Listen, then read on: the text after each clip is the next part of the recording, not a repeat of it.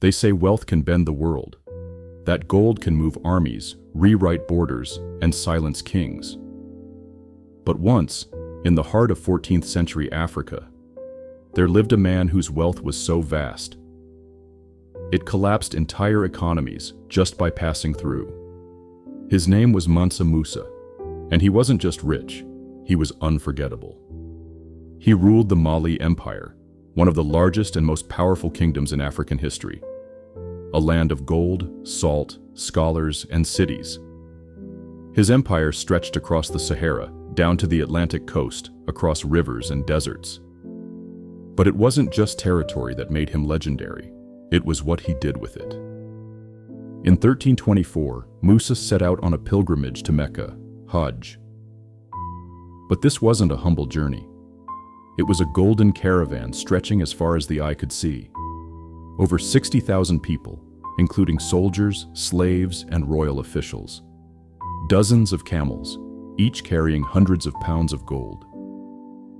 Musa didn't just travel, he made an entrance that shook the world. When he passed through Cairo, he gave away so much gold that the value of currency crashed. Prices skyrocketed, markets destabilized. It took over a decade for Egypt's economy to recover. No king, no emperor, no one had ever done that before, or since. But Mansa Musa wasn't just flaunting wealth, he was on a mission to connect Mali to the Islamic world, to bring back knowledge, architects, teachers, and books. And when he returned home, that's exactly what he did. He transformed Timbuktu into a city of stone and scholarship. He built mosques, like the legendary Jingureber Mosque, that still stand today. He funded universities and libraries.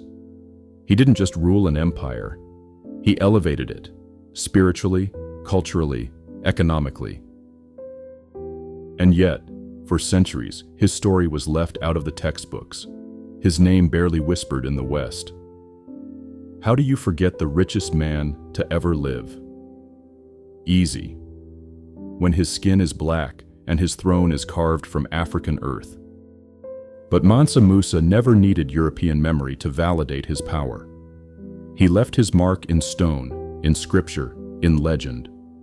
His reign proved that Africa was not a footnote in world history. It was the author of its own golden age. Today, economists still debate how much he was worth. Some say $400 billion in modern terms. Others say it's impossible to calculate. Because how do you measure a man who turned gold into dust just by giving it away? He didn't hoard, he invested, he educated, he built. So when you hear about kings and empires, about wealth and power, remember, the richest man who ever lived wasn't in Europe or Asia. He was an African king, a pilgrim with a vision, a ruler with a legacy written in gold. His name was Mansa Musa. And his story is not just Africa's, it's the world's.